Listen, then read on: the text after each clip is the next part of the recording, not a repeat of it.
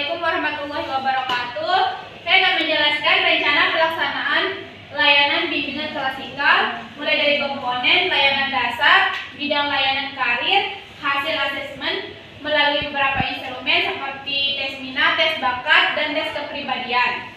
Tema atau layanan tidak mengetahui minat dan bakat. Fungsi layanan pemahaman, tujuan umum peserta didik atau konseling mampu memahami minat dan bakat yang dimilikinya sebagai dasar dalam menentukan arah pendidikan dan karir setelah lulus sekolah.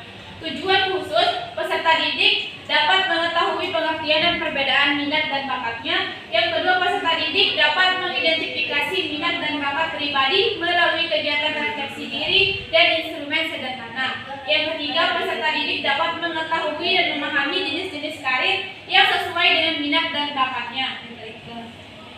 Yang keempat, peserta didik dapat mengetahui manfaat mengenal minat dan bakat dalam menentukan jurusan kuliah atau pekerjaan. Yang kelima, peserta didik dapat menyusun rencana pengembangan diri yang sesuai dengan minat dan bakatnya. SKKPD, mengenali alasan pentingnya atau mampu mengenali dan mengetahui minat dan bakat diri sendiri dan berperilaku etis. Akomodasinya, memahami nilai-nilai perilaku etis dan mengaitkannya dengan proses mengenali minat dan bakat. Tindakannya, bertindak dengan menunjukkan kejujuran dalam menilai kemampuan dan minatnya. Sasaran layanan peserta didik kelas 12A SMA 1 Gunung Sari dengan jumlah peserta didik sebanyak 22 orang, 11 laki-laki dan 11 perempuan. Kita melanjutkan ke materi selanjutnya. Mari kita melakukan ice breaking terlebih dahulu. Kayak gini ya. Tepuk semangat dan nandang.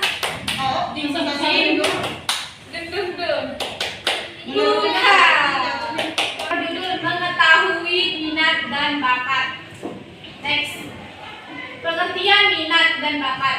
Minat adalah suatu rasa yang lebih suka atau rasa ketidaktertarikan pada sesuatu kegiatan yang ditunjukkan dengan keinginan, kecenderungan untuk memperhatikan kegiatan tersebut tanpa ada seorang pun yang menyuruh, dilakukan dengan kesadaran diri sendiri dan ikut dengan perasaan yang senang.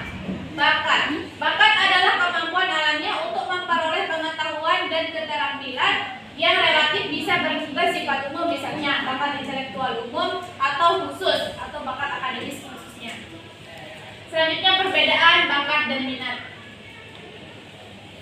Terkadang orang sulit membedakan antara bakat dan minat. Sebagaimana telah dijelaskan sebelumnya, bakat merupakan potensi atau kemampuan yang dibawa oleh seseorang sejak lahir. Setiap orang memiliki potensi alamiah yang berbeda sejak lahir. Bakat tidak akan hilang dari diri seseorang. Bakat seringkali tidak tersalurkan dengan baik oleh berbagai hambatan. Hal ini yang disebut dengan bakat terpendam. Selanjutnya, faktor-faktor yang mempengaruhi minat dan bakat. Faktor eksternal, potensi diri, motivasi yang timbul dari diri sendiri atau cita-cita, ekspektasi masa depan, dan peluang. Kemudian faktor eksternal, lingkungan keluarga, pengalaman dan pendidikan, teman sebaya, media dan teknologi, serta peran pendidikan. Hubungan antara minat dan karir. Bimbingan karir dapat meningkatkan minat dan bakat siswa dalam melanjutkan studinya, yang diharapkan bisa membantu siswa dalam menumbuhkan minatnya untuk melanjutkan studinya dan membantu siswa dalam memilih program studi di perguruan tinggi ataupun memilih jalan yang harus ditempuhnya setelah lulus sekolah. Kemudian, mengenali potensi diri melalui refleksi, angket atau pengalaman.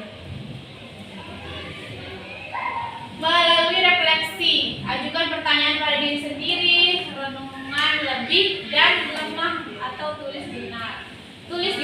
Tes melalui tes minat, tes kepribadian, angket pemahaman diri.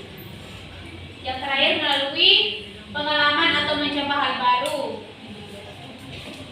Langkah-langkah menyusun rencana berdasarkan minat dan bakat.